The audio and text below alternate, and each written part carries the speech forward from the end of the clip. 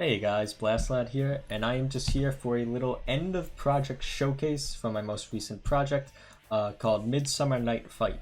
It is a prototype combat system that blends together turn-based and action RPG elements to create a really fun and unique combat system that can be used in an expanded RPG project in the future.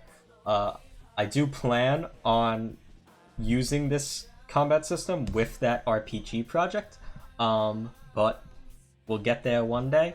In the meantime, this is something I can use to show off to other people and say, hey, check it out. This works. This is our prototype. What do you want to do to make it better? And yeah, so we're just going to kind of get straight into it. And yes, so this is just this is just a little scene that I built for Blocktober during the month, just for funsies.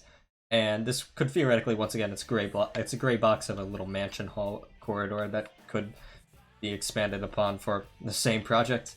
And then we also have these two little enemies on the field here that are meant to act as the transitions to the actual combat scenes. We have two scenes here. We have a tutorial scene and a rush scene, which is another mechanic of the system.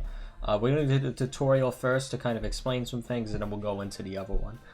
And yeah, so let's get into this random encounter. So basically, what we have here is the actual tutorial that would theoretically happen to explain how the basics of the combat system works. We have our lovely Piper here from the game Bewitched that I made back in April. To introduce you and explain the mechanics, although I'm kind of going to skip most of the text. That was primarily for people that were playtesting this, and I'll kind of just explain it myself. So the first thing that happens here is you get knocked back, and that's super important because the whole entire point of this combat system is it's supposed to be rowdy, it's supposed to be loud, it's supposed to be over the top, and it's supposed to be knockbacky. Because that's all the words that we're going for. We're going for that rowdy feeling. So that's why the first thing that happens is I want you, the player, to get sent flying in order to really kind of nail that in. She's just going to explain the health bars and soul bars that you got up there, but more importantly, she's going to explain the purple bar, which is known as the action bar. The action bar uses TP, which is time points, and time points are a very important aspect of this whole system. Basically, that action bar controls the length of a player's turn, and enemies' turns as well. When that reaches 0, it goes over to the next character in the turn order, and that applies for both players and enemies. And it drains whenever you move, or whenever you use an actual ability or basic attack. So it's really has a lot of resource management involved with it, because like I said, even moving here is going to drain it slightly. Not a lot, but it will do a little. And this applies, like I said, for both enemies and players. That's why it's kind of front and center on the screen, as opposed to like the health and soul bar, because it's supposed to really show off that, hey, make sure you're paying attention to this. When I get close enough here, she's just kind of once again point out that the action bar is indeed draining, and we're gonna get into the more action RPG part of this combat system with the basic attacks. The basic attacks are basically on deck, small damage, small time point actions that the player has access to. It's on a character per character basis, but they all generally have the same intent to be able to use light damage and chaining potential. Basically, there's a combo system in this game where as long as you're hitting enemies with... I explained in my other devlog videos, but basically the way that it works is as long as you're hitting an enemy within their hit stun values, the combo bar is going to go up, and that's going to allow you to chain together big attacks, and that will have a really big part in the rush system, which we're going to be showing off a little bit after in a second. So let's kind of get into this a little bit more. She's telling us to use 3 basic attacks in a row for a finishing hit, and we will do just that. And yeah, so That's exactly what happened. They're just A button moves. They are pretty smart in the fact that it will target the closest enemy, or if you have a targeted enemy, it will target the targeted enemy. And in the case that you're not in range, in range to be able to use it, because it is a little melee attack, it won't activate, so you won't have to worry about wasting anything. So Piper's gonna do us a big favor and end our turn a little early, so we can kind of explain some more things about the system. And yeah, let's kind of go into the enemy's turn. She's gonna tell us a little secret once they get close enough. And great, here we are. So let's explain what's going on now. So that little red flash is basically the enemy's tail. Obviously there are no animations for this right now, but the whole entire point is that that's telling you that the enemy's about to attack, so you're gonna want to get ready. And this little UI that just popped up when the enemy's turn started, that's the player's defensive options. This is in order to make it so that you also have a little bit of interaction on the enemy's turn. Because in a lot of games like this, especially in turn-based ones, the enemy's turn is out of your hands with how they really activate. They're gonna attack you, and you're gonna wait your turn for them. And we have similar aspects to that here, as in we're not going to be able to immediately attack the enemy with our basic attacks or special moves or anything like that. But we do have defensive options in the form of our guard and evade. And those two things that say none, those are where, once again, I said this in my other devlog video. Oops, excuse me. That's where we're going to be able to put counter moves, which are going to be pretty important in an expanded product version of this. And the enemy will have a counter, so you'll kind of get what that word means in a second here. So once again, Piper's gonna explain what I just said. The enemy's about to attack, and she's gonna tell us how to defend herself. Defensive battle menu. The green one is the defend button. That's the one she's gonna tell us to use. That will lower the amount of knockback and damage that you take for a couple of seconds before going on a cooldown. The evade button works on a similar method, but it's a much shorter time, but you take no damage. It's like, you know, a true evade. So yeah. And yeah, she just summarizing everything I said. I'm sorry I'm taking the limelight from you, Piper, but I'm gonna press the A button now to guard, and then it's gonna resume. And once again, Piper just kind of ended our turn real quick. And now she's gonna explain the trigger counter, or the counter system for the enemy. The enemy has a trigger counter set up. The red indicator is where the zone that it affects. So if you go into that zone, it's gonna activate. I use the analogy of a trap card from Yu-Gi-Oh to kind of explain it, but it's really just kind of the same thing. If you go in it, it's gonna activate. This is called a trigger counter, like I said. There are also passive counters, which are much more simple, in the vein of, like, if a passive counter is up, that makes it so that if you're attacked by magic damage, it will activate. It's things that don't really have any other activation method other than as long as you don't do what the condition to activate it is. And then there's also active counters. Active counters are much more interactive. If an enemy uses an active counter when it's your turn, they're gonna do things to you. They're either gonna attack you with projectiles, or they're gonna put these kind of trigger zones out on the field in real time during your turn. So you're gonna have to be a lot more aware of that. Trigger counters in this case are much more stationary, and generally you have to kind of figure out a way around them in order to deal damage, which is what Piper's about to explain here. Basically, we can't get close enough to use our basic attack because of that, so she's going to tell us to use the battle menu. And this is happening right at the end of the enemy turn, which is why we're still green, because we are technically still defending. It is on the player's turn, but it's not. That's not really important right now. But she's going to tell us that once it becomes our turn, we're going to want to press the X button to pull up the battle menu, which is going to put time to a complete stop for everything except for the camera. Kind of like what's happening right now, actually. And that's going to be another big part of this system. That's once again kind of where a big part of the turn-based aspect of it comes in. And we're just going to kind of go right into there. He's going to tell us to use our one special move that we have access to in this tutorial called Aura Blast in the magic section.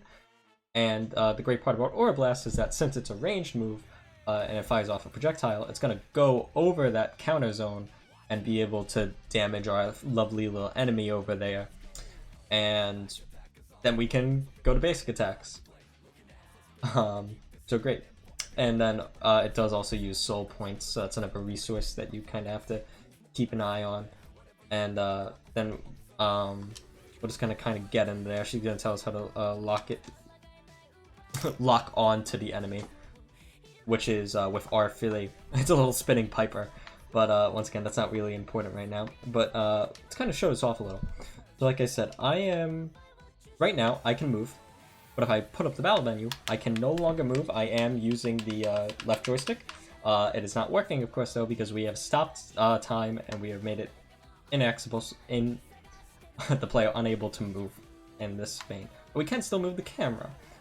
And then we also have this battle menu, which allows us to immediately end our turn, use an item, use a skill, or in this case, use our magic moves, which is what Piper told us to do.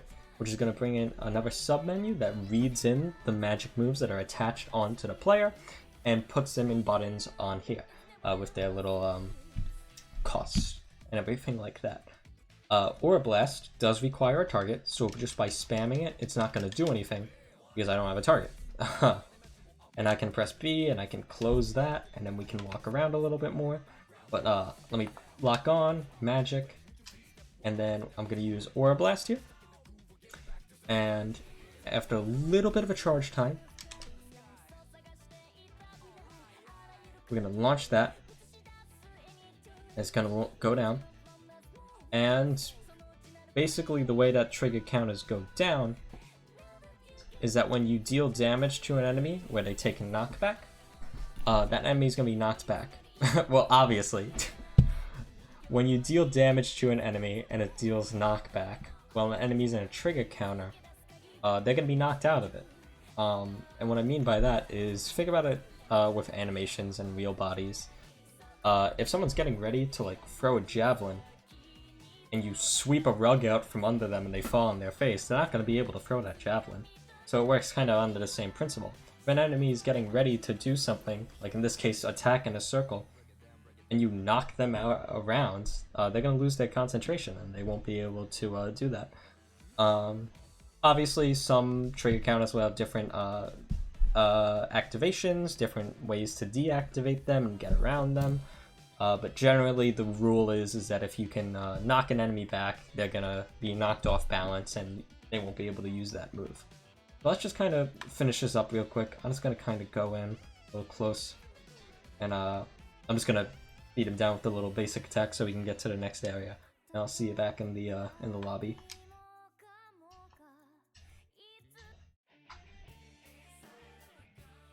Okay, and we're back. Now I'm just going to show off the other section. This is for one of the main big mechanics of this, the rush system. What is a rush system?